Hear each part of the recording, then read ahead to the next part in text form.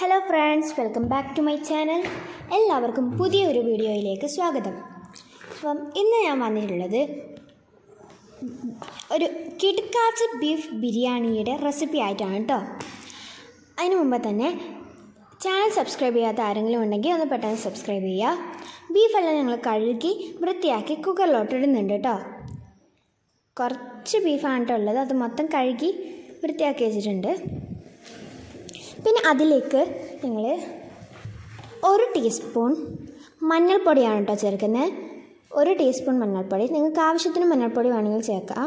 ഇത് ജസ്റ്റ് ഒന്ന് വെന്ത് കിട്ടാൻ വേണ്ടിയിട്ടാണ് കേട്ടോ നമ്മൾ മഞ്ഞൾപ്പൊടിയെല്ലാം ചേർക്കുന്നത്. പിന്നെ 1 ടീസ്പൂൺ കുരുമുളക് പൊടിയാണ് കേട്ടോ ചേർക്കുന്നത്. 1 ടീസ്പൂൺ. ഞാൻ ഇവിടെ ഇതിനകത്ത് കുറച്ചും കൂടി ചേർക്കുന്നുണ്ട്. അപ്പം നിങ്ങൾക്ക് ആവശ്യത്തിന് എരിവിനത്ര ഇത് ചേർക്കാം കേട്ടോ. പിന്നെ പാകത്തിന് ഉപ്പാണ് കേട്ടോ ചേർക്കുന്നത്. നിങ്ങളുടെ പാകത്തിന് നിങ്ങൾക്ക് ഉപ്പ് ചേർക്കാം. ഞാനിവിടെ എൻ്റെ പാകത്തിനാണ് കേട്ടോ ഉപ്പ് ചേർക്കുന്നത്. എന്നിട്ട് നമുക്കിതൊന്ന് ഫുള്ളൊന്ന് മിക്സ് ചെയ്ത് കൊടുക്കാം. ഈ മസാല മൊത്തത്തിലെത്തുന്ന രൂപത്തിലൊന്ന് മിക്സ് ചെയ്ത് കൊടുക്കാം.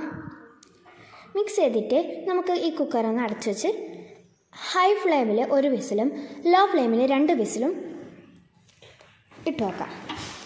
അപ്പം നിങ്ങളുടെ കുക്കറിൽ എങ്ങനെയാണെന്ന് എനിക്കറിയില്ല, പക്ഷെ എൻ്റെ കുക്കറിൽ ഇങ്ങനെയാണ് കേട്ടോ. ഇങ്ങനെ ആയിക്കഴിഞ്ഞാൽ പെട്ടെന്ന് വെന്ത് കിട്ടും.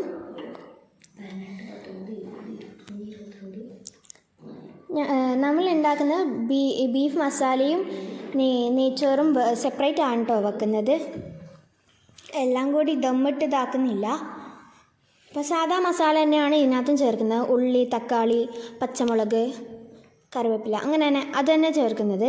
പിന്നെ ഇന്ന് എൻ്റെ ഉമ്മുമ്മാൻ്റെ 60ാമത്തെ പിറന്നാളായിരുന്നു കേട്ടോ. അതുകൊണ്ടായിരുന്നു നമ്മളിതെല്ലാം ഉണ്ടായത്.